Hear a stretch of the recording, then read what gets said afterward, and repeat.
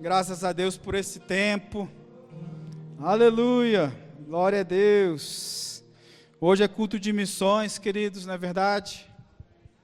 E lembrando, queridos, que falando em missões, falando de missionários, Jesus é nosso maior exemplo, amém? Deus enviou o seu único filho, queridos, como missionário aqui para nos salvar, amém? Aleluia.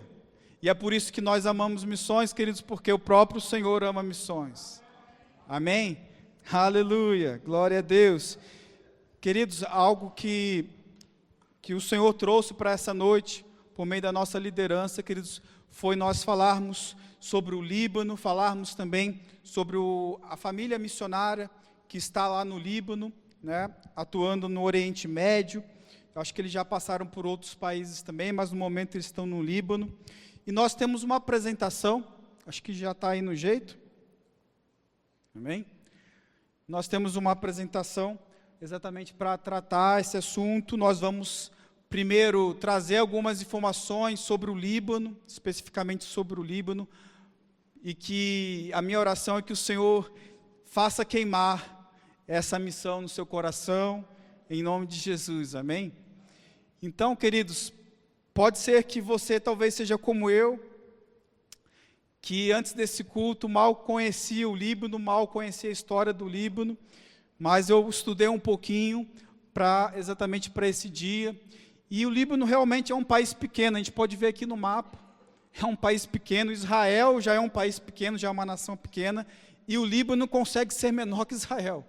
Então realmente é um país pequeno, né, que está exatamente entre a Síria e Israel, né, perto aí, coxando também o mar Mediterrâneo. E apesar do tamanho reduzido, queridos, ele tem uma enorme diversidade cultural, né, uma enorme diversidade, inclusive de religião, de história, né. É um país muito antigo, toda a região é uma região muito antiga, né, que desde os tempos bíblicos aí, né. E a capital do Líbano, queridos, é Beirute, né, é considerado historicamente o centro financeiro do Oriente Médio, o centro cultural aí da região.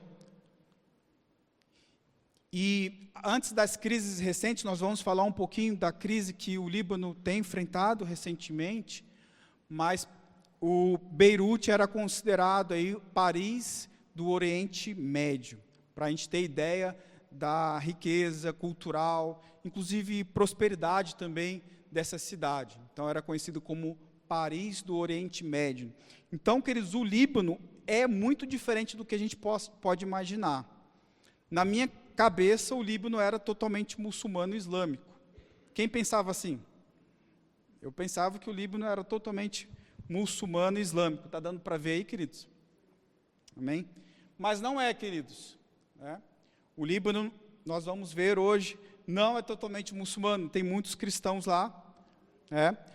Temos poucos cristãos protestantes lá, mas temos muitos cristãos católicos de outras etnias. Então, é um país conhecido por montanhas próximas do mar. Olha que foto bonita. Realmente, todas as fotos que eu vi na minha pesquisa são fotos realmente muito bonitas, tem uma natureza muito bela lá. Apesar de que a gente sabe que a pobreza tem aumentado muito, e tem muita foto também que a gente pode achar na internet mostrando a pobreza, mas de fato é um país muito bonito, e essa combinação de montanha com mar, eu acho maravilhosa. Então tem cidades muito antigas, milenares, históricas, e é diferente porque tem influência árabe, muçulmana, tem, mas tem influência ocidental também, tem influência francesa, bastante influência francesa, amém? E por isso também que a gastronomia deles também tiveram influência francesa, uma gastronomia muito conhecida mundialmente, né? Acredito que quase todo mundo conhece quibe, né? Quem já comeu quibe? Amém? Então você conhece um pouquinho já da culinária libanesa. E é uma população multicultural, a verdade é essa. Tem pessoas lá de todas as etnias. Amém?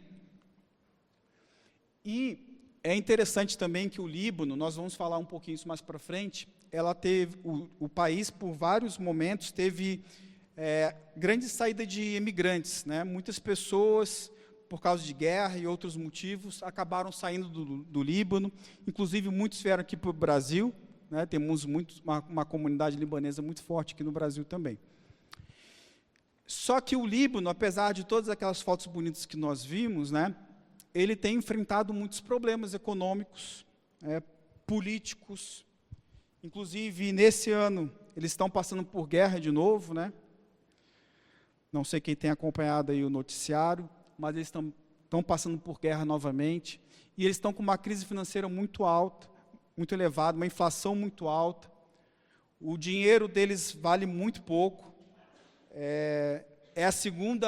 já foi a moeda mais desvalorizada do mundo, no ano passado, acho que esse ano já está como a segunda moeda mais desvalorizada do mundo, só perde para a moeda do Irã. Amém, queridos? Então, é realmente um país que está passando por muitos problemas políticos e econômicos, né, vários conflitos regionais aí. O Líbano já passou por guerra civil durante vários anos, tá? Então, esse foi um grande problema também até a década de 90.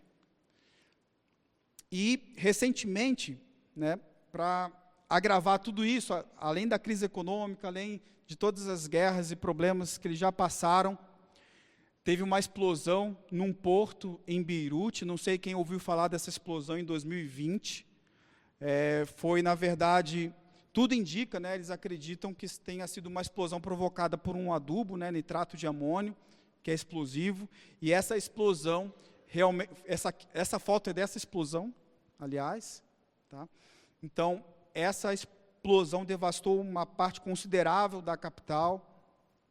Milhares de pessoas ficaram feridas, centenas, aí mais de 100 pessoas morreram.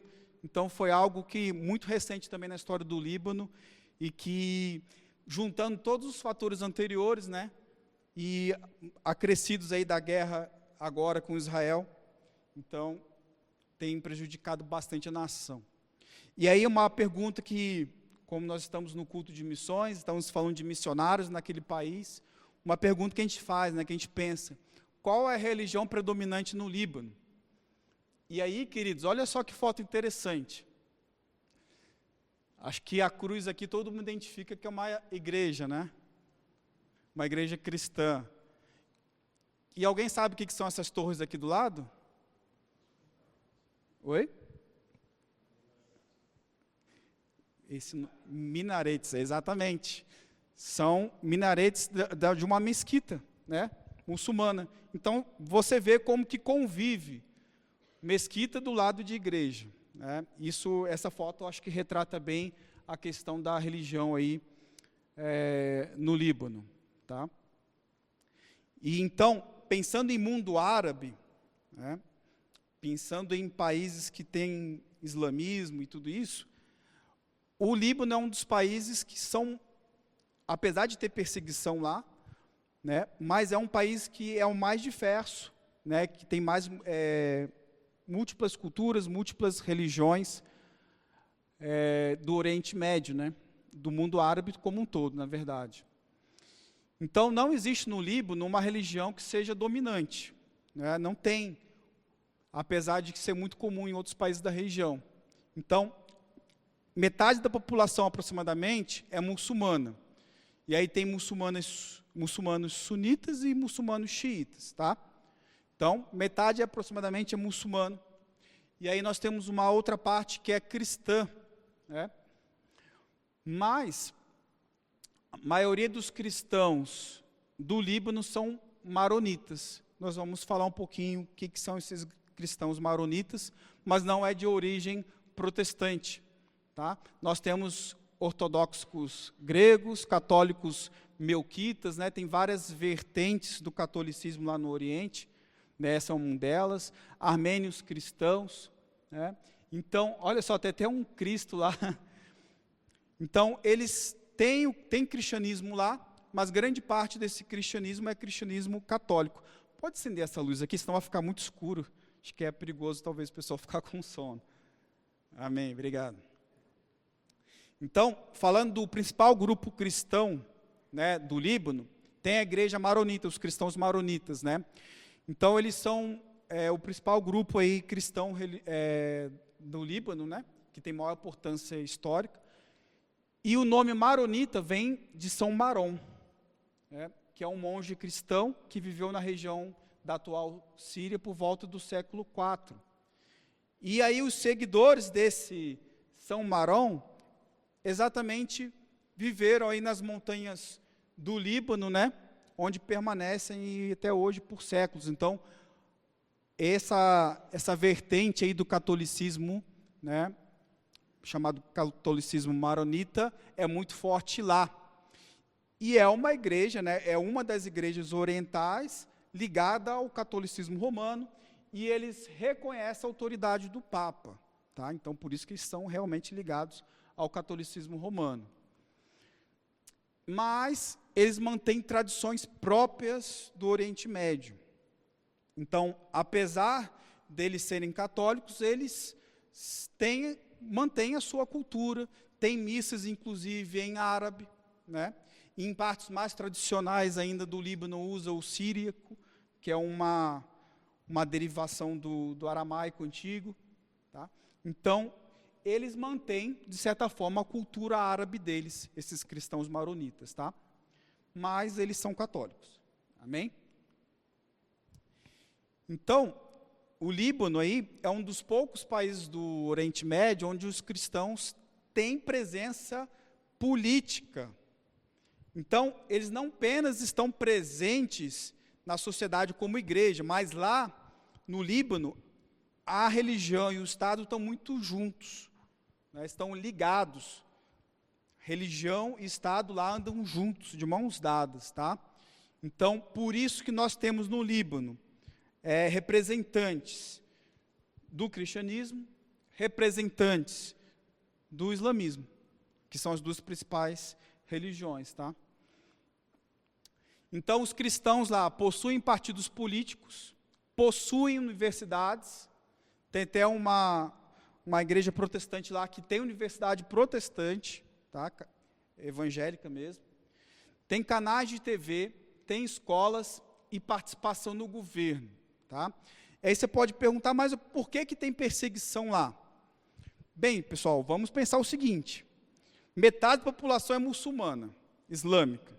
Essa parte, você concorda comigo que grande parte desses 50% aí vai ter alguma objeção ao cristianismo. Amém?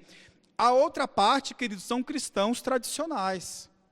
A outra parte são cristãos católicos, né? Os protestantes lá são minoria.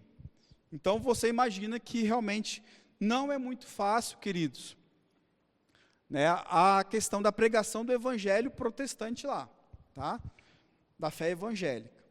Exatamente porque os cristãos que estão lá também são contra. Amém? Então, para a gente entender, queridos, essa questão da junção do Estado com a religião, né, que se chama confessionalismo, né? Então, eles fizeram isso exatamente para conseguir conciliar a população que é cristã católica, né, e o restante da população que é muçulmana. Então, eles fizeram o seguinte organização: o presidente do país, tradicionalmente, é cristão maronita.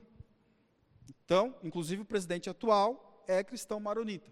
Então, isso já tem há bastante tempo, isso é tradição no Líbano, o presidente é cristão maronita e ponto final. Beleza? O primeiro-ministro é muçulmano sunita. Então, o primeiro-ministro do país é muçulmano e sempre vai ser muçulmano. Por enquanto. O presidente do parlamento, né, ou seja, o presidente do Congresso aqui para nós, é muçulmano xiita. Então, perceba, queridos, que para eles arrumar cargo para todo mundo no governo, colocou um representante de cada etnia, né?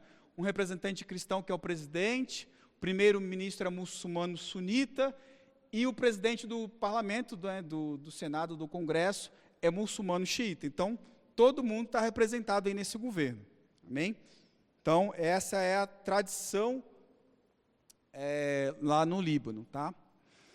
Então, isso foi criado exatamente para tentar equilibrar aí os diferentes grupos religiosos, né? Fazer com que esses diferentes grupos possam coexistir. Amém? Então, apesar do presidente ser cristão, né, cristão maronita, na prática, lá no Líbano, muitos seguidores de Jesus, muitos cristãos são perseguidos pela fé evangélica, tá? Porque lá não tem maioria protestante. Amém? Então, queridos, cultura do Líbano, mistura, como nós já falamos, influência árabe, mediterrânea, francesa, ocidental, e aí isso reflete também na comida. Acredito que todos já viram aí esses pratos, né? Quibe, tabule, kafta, pão sírio. Eu, pessoalmente, gosto bastante dessa culinária. E tem influência no Brasil também, né? Porque nós temos uma comunidade libanesa no São Paulo muito grande. Então, como era o Líbano, queridos, antes de 2019? Porque 2019 foi quando começou a crise recente do Líbano, né? Antes de 2019, o Líbano tinha uma classe média forte, tá? Tinha um alto nível de escolaridade, muitos profissionais qualificados. E o Líbano tem uma forte tradição comercial empreendedora. Eles são comerciantes fortes, né? Essa é a tradição deles. Em resumo, o Líbano tinha um padrão de vida acima da média no Oriente Médio. Uma liberdade acima da média também no Oriente Médio, porque na maior parte do Oriente Médio não tem nenhum tipo de cristianismo, né? Não tem nenhuma vertente cristã. Então, lá no Líbano, isso é permitido, né, de certa forma, principalmente para as vertentes tradicionais. Então, além dessa liberdade acima da média, lá no Líbano, eles também tinham um padrão de vida acima da média, pensando no contexto do Oriente Médio, tá? Mas isso foi antes de 2019, né? Então, a partir de 2019, começou um grande problema aí econômico, né? E aí também veio a pandemia, o que acabou agravando a situação deles. Eles caíram numa crise econômica muito grande, assim, né, que, na verdade, os estudiosos falam que é decorrência, inclusive, da guerra civil que eles tiveram antes, né? Então, a libra libanesa, né, que é a moeda deles, né, a libra libanesa, é uma das mais desvalorizadas no mundo hoje, como eu comentei. Bancos congelaram dinheiro dos cidadãos. Então, quem tinha dinheiro foi congelado, tá? Salários perderam valor porque a moeda também desvalorizou, né? A inflação disparou e tudo isso. Nós sabemos o resultado disso tudo. Sempre que tem inflação e juros altos, a pobreza acaba sendo uma consequência, né? E não foi diferente assim no Líbano também, tá? Então, queridos, grande parte da população hoje no Líbano, aqui tem uma foto da cidade de Trípoli, né, que é a segunda maior cidade do Líbano, depois de Beirute, e é a cidade mais pobre, onde tem a maior concentração de pobreza dentro do Líbano. Essa foto que me parece muito com as comunidades que nós temos aqui, né, favelas. Então, eles estão com a dificuldade deles hoje, queridos, é realmente comprar comida. Eles estão com um problema de fome lá, né? E isso foi o missionário Ricardo, que está lá no Líbano, do nosso ministério, que me contou. Eles estão com apenas 2, 3 horas de energia elétrica por dia. Não tem mais do que isso de energia elétrica. Então, se você quiser alguma outra coisa, além disso, você tem que ter gerador. E num país que está tudo caro, você imagina também que o combustível também está caro, né? Então, eles estão com um problema enorme de energia elétrica. Quem precisa de energia tem que ter gerador, né? E se não tiver dinheiro para isso, fica sem energia e vai precisar de usar vela, né? Então, para alguns serviços aí é obrigatório o uso de geradores lá, né? Muito desemprego, combustível caro, como falamos, e serviços públicos precários, né? Então, mas mesmo assim, com essa pobreza grande no Líbano hoje, mesmo assim em Beirute tem lá uma elite mais rica, né? E que mantém aí parte do comércio lá em Beirute, tá? Mas, infelizmente, esse é o cenário do Líbano hoje. Amém, queridos? Um país, apesar de ter uma grande população cristã, mas, ao mesmo tempo, pouco evangelizado, né? Porque grande parte ou é muçulmano ou é cristão católico, né? Então, algo que vem acontecendo já há bastante tempo, há vários anos, né? Desde o século XIX, acredito eu, o Líbano sempre tem essa questão de enviar imigrantes aí para outros países, e o Brasil foi o principal, tem sido, né, historicamente, o principal destino dos libaneses que estão fugindo do Líbano, né? Isso aconteceu durante a Guerra Civil libanesa. Em todos esses momentos houveram refugiados que vieram até o Brasil. Eu acredito que desde o Dom Pedro tem libaneses vindo para o Brasil, tá? Então, estima-se que a população libanesa tem de 5 a 6 milhões de habitantes no Líbano. Então, fora do Líbano, tem de 10 a 15 milhões de libaneses espalhados pelo mundo. Tem mais libanês fora do Líbano que vivendo no Líbano. Muitos saíram de lá. E o Brasil abriga a maior comunidade de descendentes de libaneses. Estima-se aí que nós temos de 7 a 10 milhões de descendentes libaneses aqui no Brasil, né? Principalmente em São Paulo. E o que acontece, né? Assim como acontece na Venezuela, assim como acontece em Cuba, quem consegue sair do país fica mandando dinheiro para quem está dentro. Tá? Então, isso tem sustentado muitos libaneses, né? Os libaneses que conseguiram sair estão mandando dinheiro para o país, né? Da mesma forma que acontece aqui na América Latina também, né? Não é muito diferente. Então, o Líbano, né, diferente do restante do Oriente Médio, ele não tem muitos recursos naturais, ele não tem petróleo, por exemplo, né, diferente aí de outros países da região. E, historicamente, as principais riquezas deles são comércio, eles são muito fortes nisso, né, serviços financeiros em geral, e turismo, né? Nós vimos lá aquelas praias bonitas, com aquelas montanhas, com aqueles iates. Então, o turismo ainda gira alguma coisa lá também. Tá? Então, essa é a principal economia deles. Não tem indústrias fortes, né? Então, o que gira a economia lá é o comércio e o turismo, basicamente isso. Né? Então, e por décadas, né, o Beirute foi aí considerado o centro bancário mais importante do Oriente Médio, né? Então, as muitas guerras que o Líbano tem enfrentado, é o principal motivo do Líbano estar nessa situação que ele está hoje, né? E todo o contexto que está lá, desde o próprio surgimento do Hezbollah, que está lá no sul do Líbano, tudo isso foi decorrente das guerras que o Líbano já enfrentou, né? Ele já passou por uma guerra civil de 75 até 1990. Exatamente no final dessa guerra civil que surgiu o Hezbollah, que foi mais ou menos na mesma época que os ayatolás tomaram poder lá no Irã. O que eu tinha falado, Israel? Não, antes, falei Irã, né? Então,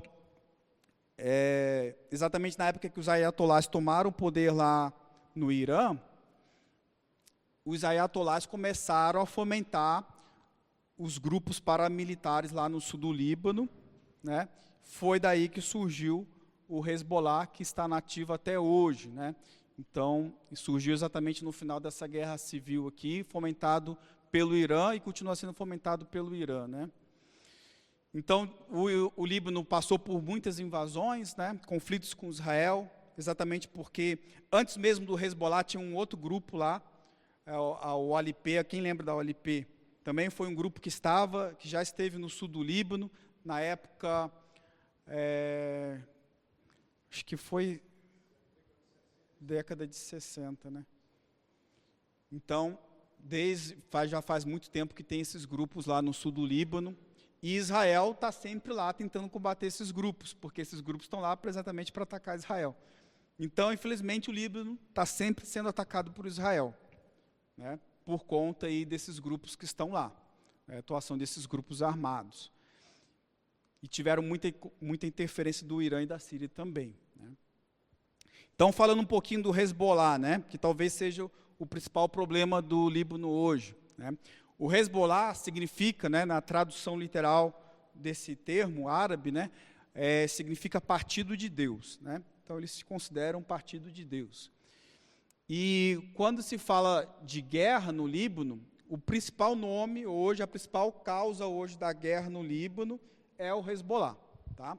Então, só para deixar claro, é um grupo xiita armado, ok? O principal objetivo deles é realmente combater Israel, né? Então, ele é apoiado financeiramente e militarmente pelo Irã, tem a força militar própria, né? Recebeu muitas armas, participa da política no Líbano. Então, às vezes, até um pouco parecido com o que acontece no Brasil, né? De alguns grupos terroristas, que colocam membros dentro da política, dentro do judiciário. Então, isso é muito forte lá também, né? Esse Hezbollah tem vários representantes dentro do governo, deputados eleitos e tudo isso, tá? Então, o Hezbollah, principalmente no sul do Líbano, ele tem muita influência, ele tem muita força lá no sul do Líbano, né? E para libaneses xiitas, ele é uma força de resistência contra Israel, né? Segundo a ótica xiita. Mas para os outros que não são xiitas no Líbano, né? Os sunitas e os cristãos, para eles, o Hezbollah enfraquece o Estado libanês e arrasta o país para guerras, né? E para vários países aí do mundo livre, né, classificam o Hezbollah como organização terrorista mesmo, certo? Então, só um resumo rapidamente aí do Hezbollah para vocês entenderem o que está acontecendo lá no sul do Líbano. Inclusive, o missionário Ricardo, ele comentou que no culto de hoje deles, dava para ouvir os drones israelenses. O barulho do drone israelense estava mais alto que a pregação do pastor, né? Então, para vocês entenderem que é um problema real, atual agora do Líbano, né? Então, eles estão, teoricamente, num cessar-fogo, né, que já está durando aí alguns dias, mas mesmo com cessar-fogo tem esses episódios, né? Então, a situação atual em 2026, né, o Líbano vive confrontos com Israel e o Hezbollah. Ano passado foi eleito um novo presidente. O missionário Ricardo falou que ele é um presidente muito corajoso, que é contra o Hezbollah, né?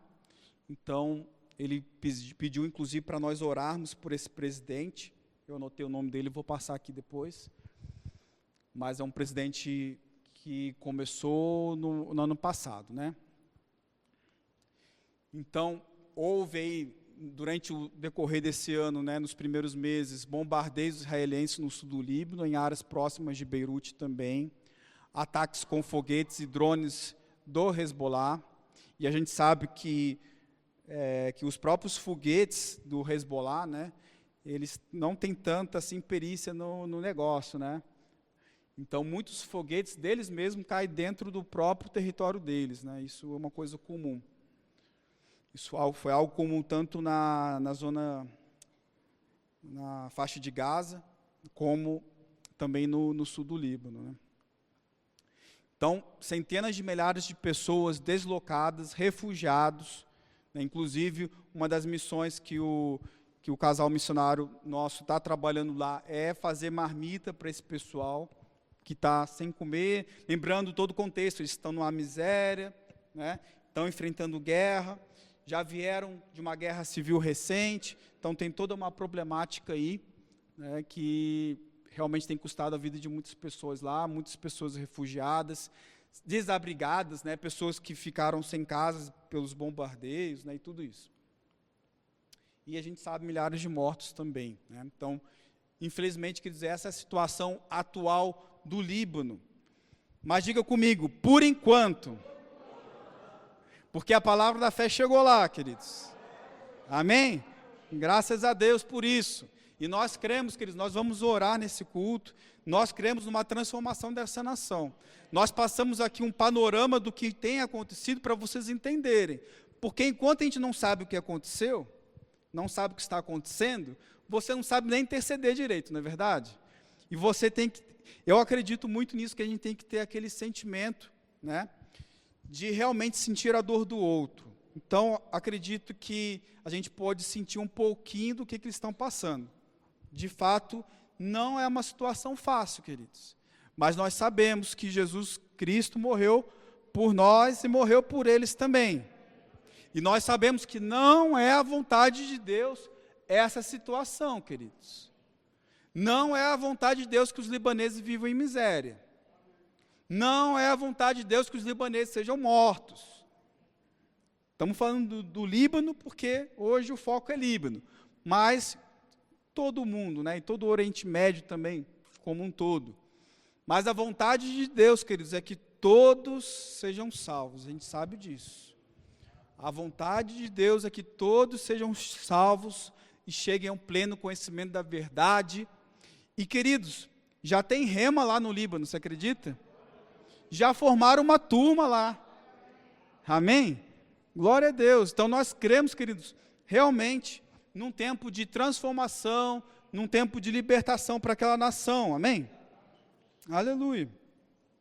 E, queridos, o Senhor colocou uma palavra no meu coração para essa noite. Está lá em João capítulo 2. Você pode ler na sua Bíblia. Eu vou ler aqui na versão King James Fiel. Então, abra lá, por favor, em João 2.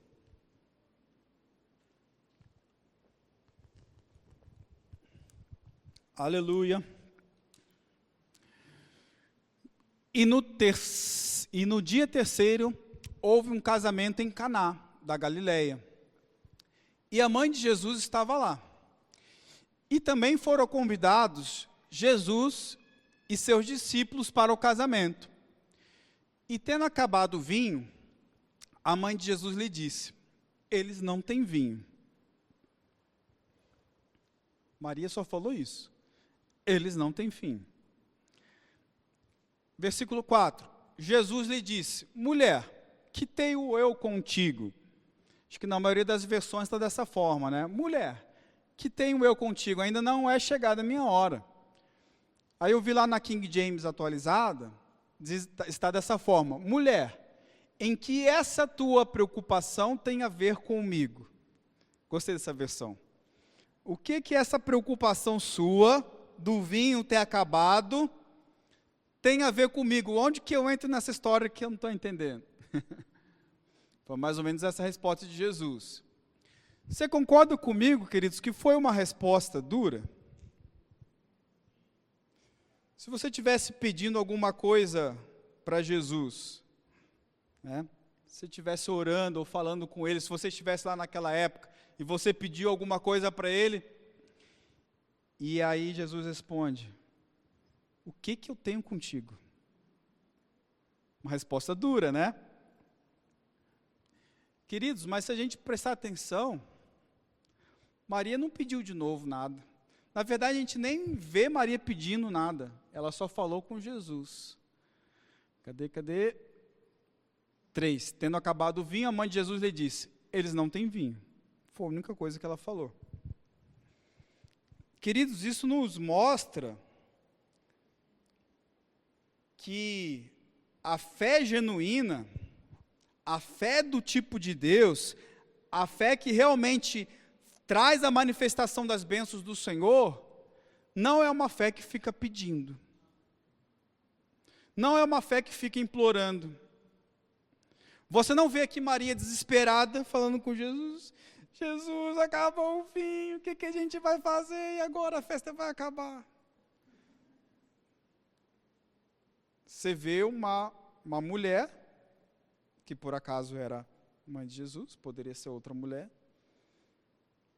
Uma mulher simplesmente falou com Jesus: olha, o vinho acabou, o vinho deles acabou. E qual que foi a reação de Maria então? Não foi o desespero. O que ela fez então? Ela simplesmente disse para os serviçais, para os servos, versículo 5. Sua mãe disse aos serviçais: tudo quanto ele vos disser, fazei-o. Faça tudo o que ele disser. Foi o que Maria disse.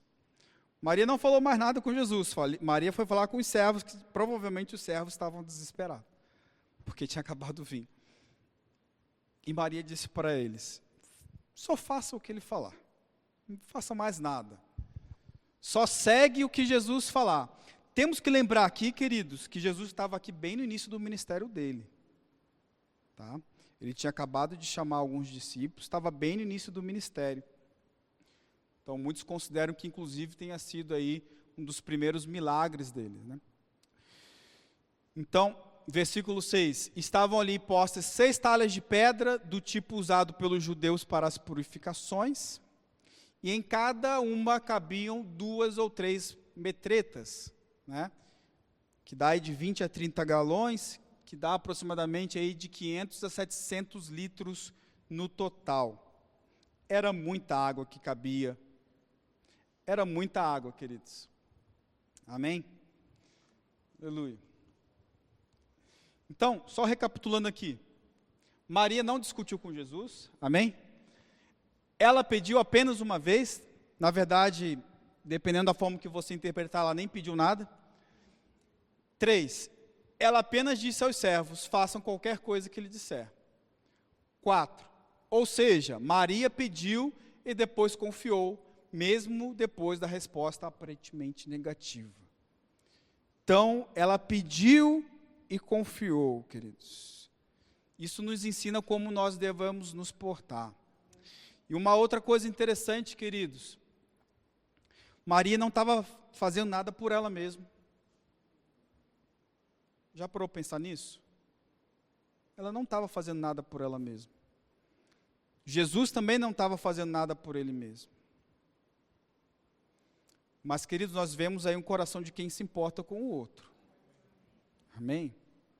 Um coração missionário, de quem ama o próximo, um coração de cristão, na verdade, né? Um coração de quem ama o próximo, queridos. Não existe cristianismo sem amor ao próximo, amém? Então, continuando aí, versículo 7, Jesus lhes disse: enchei de água as talhas, e eles as encheram até a borda. Isso, como eu disse, deu de 500 a 700 litros. Fui eu que escrevi esse parênteses aí, tá, pessoal? Versículo 8, e ele lhes disse: tirai agora e levai ao mestre-sala. E eles levaram. Quando o mestre-sala provou a água tornada em vinho, não sabendo de onde viera, mas os serviçais que haviam tirado a água o sabiam, o mestre-sala chamou o noivo e lhe disse: todo homem, no princípio, apresenta bom vinho, e quando os homens já têm bebido bem, então o que é pior. Mas tu guardaste o bom vinho até agora. E esse começo de milagres fez Jesus em Caná da Galileia, e manifestou a sua glória, e os seus discípulos creram nele.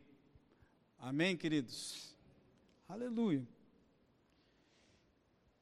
Queridos, um ponto interessante é que a água não estava em recipientes comuns, né? Eram talhas usadas aí na purificação e ritual de purificação dos judeus. Amém? Não, se você prestar atenção no texto, não estava falando que era um recipiente próprio para vinho. Estava falando que eram talhas de purificação. Amém? Tinham 6 talhas de pedra lá, usadas para os rituais judaicos de purificação.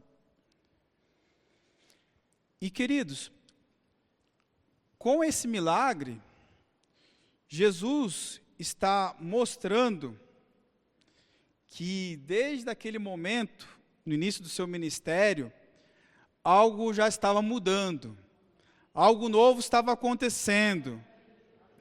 Ele já estava falando, queridos, que não era necessário mais rituais religiosos para se purificar.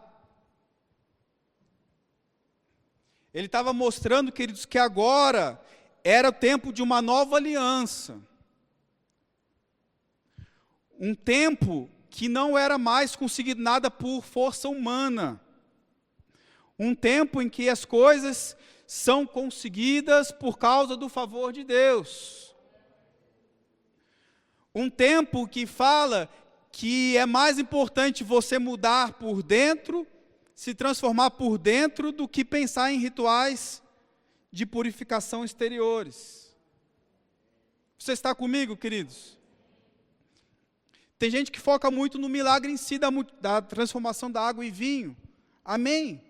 Mas, queridos, eu creio que tem mais do que isso.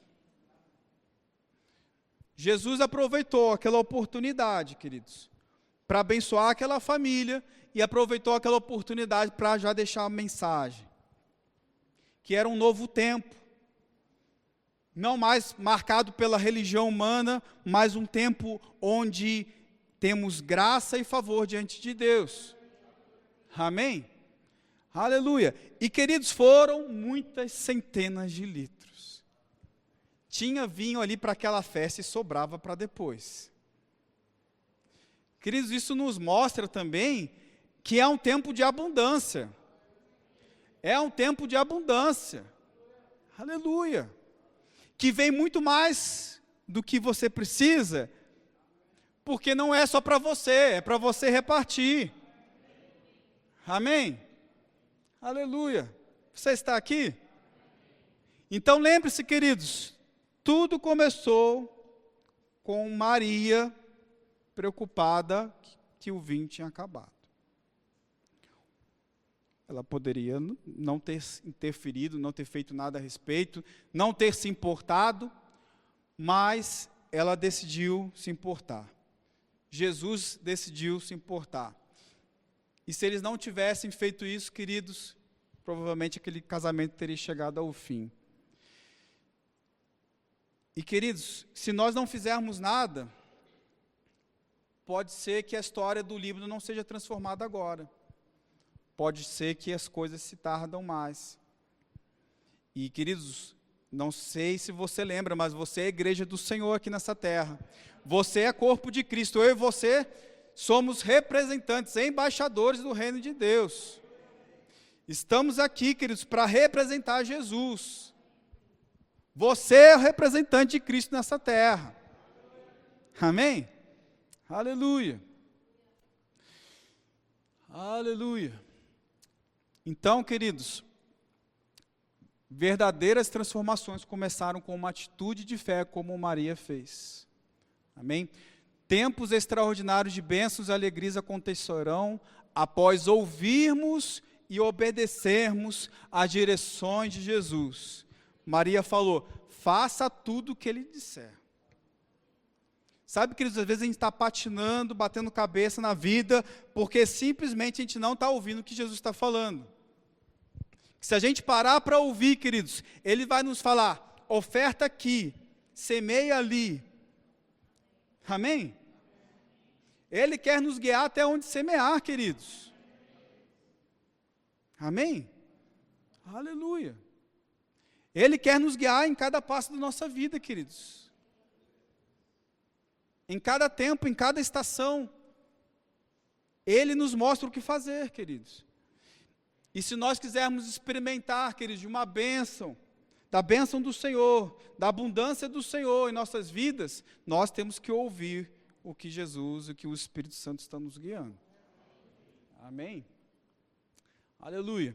E aí você pode pensar, talvez já tenha se perguntado, e o que isso tem a ver com missões? É um culto de missões, e o pastor está falando de transformação de água em vinho, do casamento de Caná.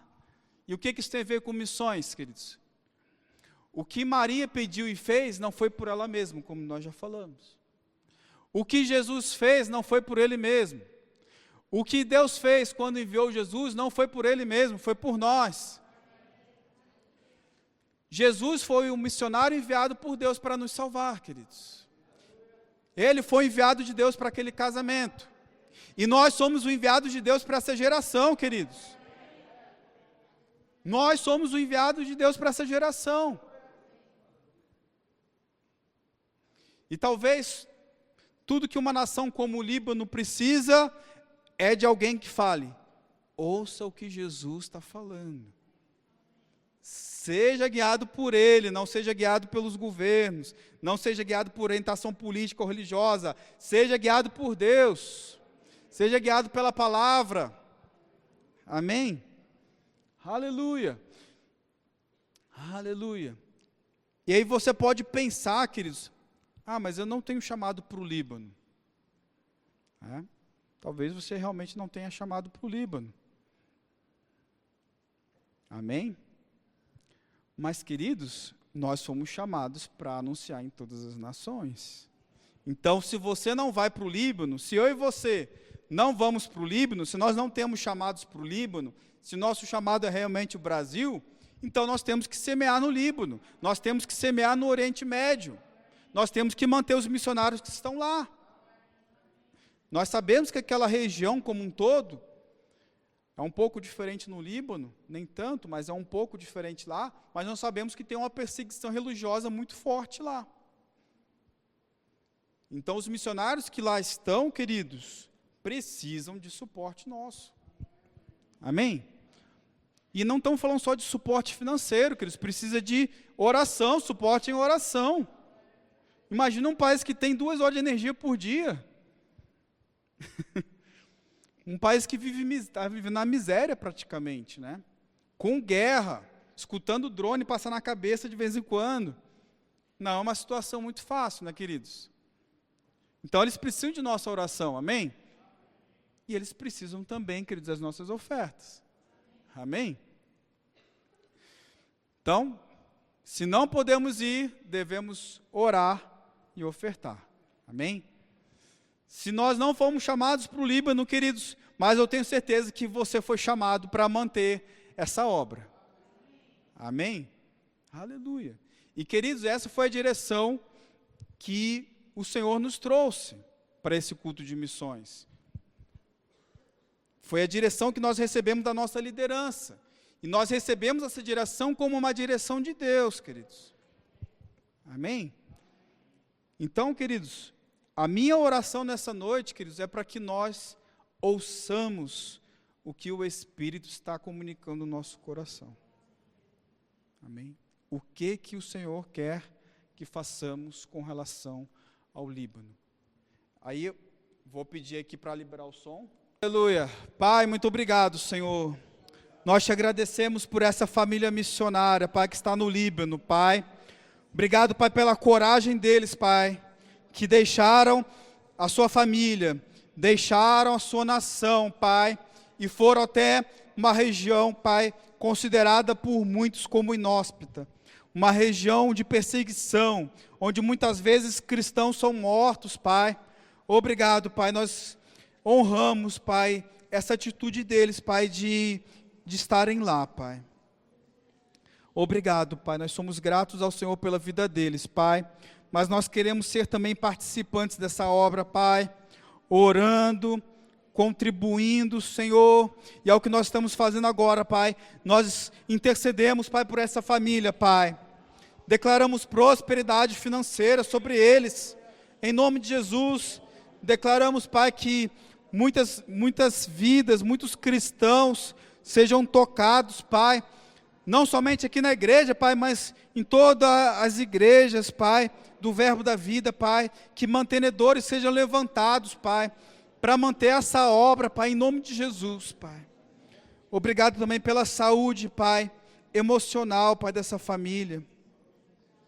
Sim, Pai, pela saúde mental, Pai, espiritual, nós oramos pela saúde deles, Pai, pela saúde física. Sabemos que não é fácil estar em outra nação, comendo outra comida. Muitas vezes é difícil, Pai, desafiador, Pai. Mas eles têm confiado no Senhor, Pai. E é por isso que nós declaramos, Pai, saúde divina sobre os seus corpos.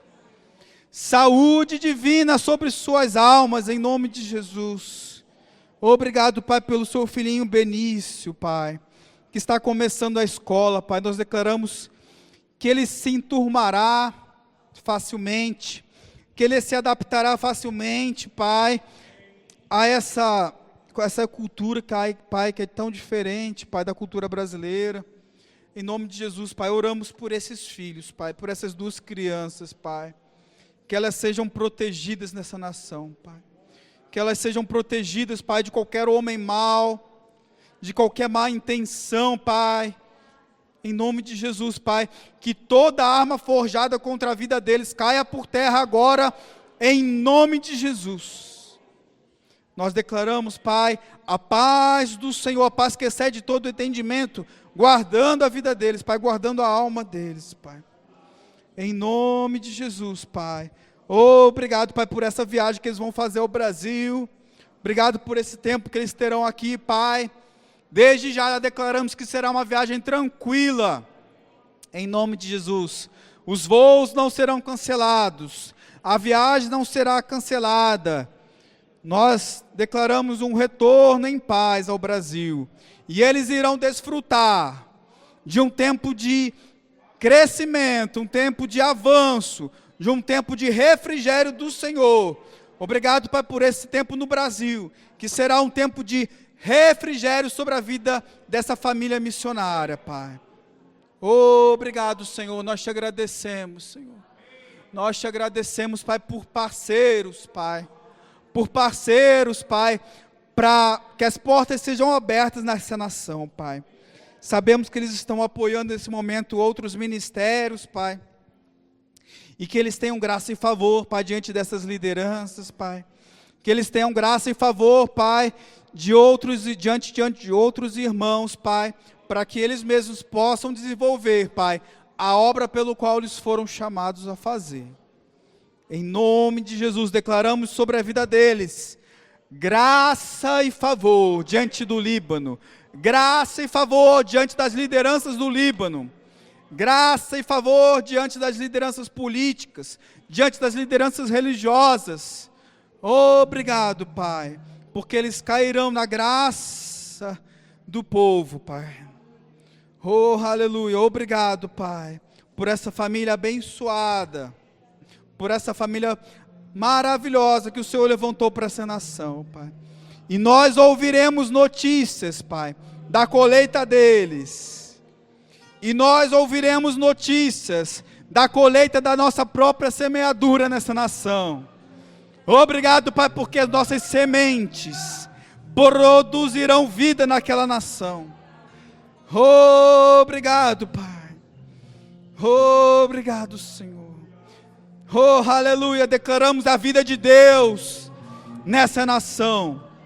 Declaramos a vida de Deus sobre o Líbano.